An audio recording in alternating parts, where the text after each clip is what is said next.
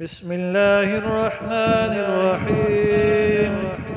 يا أيها الناس اعبدوا ربكم الذي خلقكم والذين من قبلكم لعلكم تتقون. الذي جعل لكم الأرض فراشا والسماء بناء وأنزل من السماء ماء فأخرج به من الثمرات رزقا لكم فلا تجعلوا لله أندادا وأنتم تعلمون.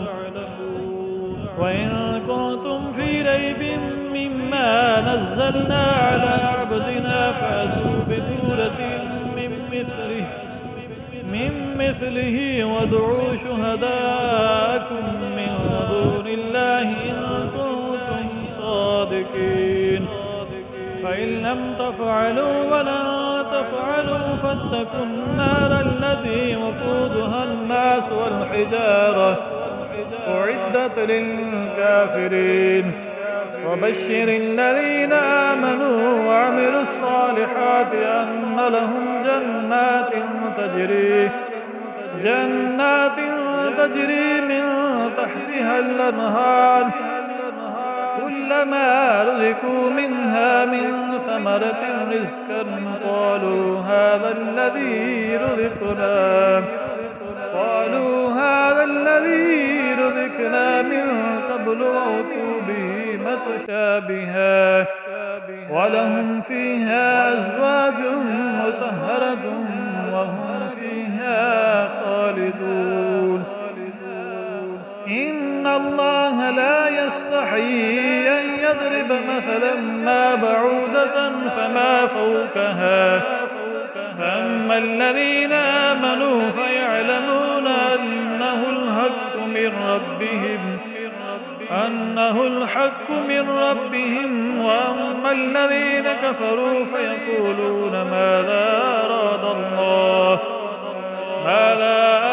الله بهذا مثلا يضل به كثيرا ويهدي به كثيرا وما يضل به إلا الفاسقين الذين ينقضون عهد الله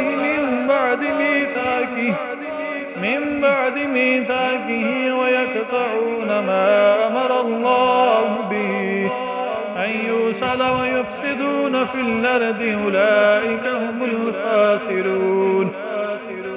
كيف تكفرون بالله وكنتم أمواتا فأحياكم ثم يميتكم ثم يحييكم ثم إليه ترجعون.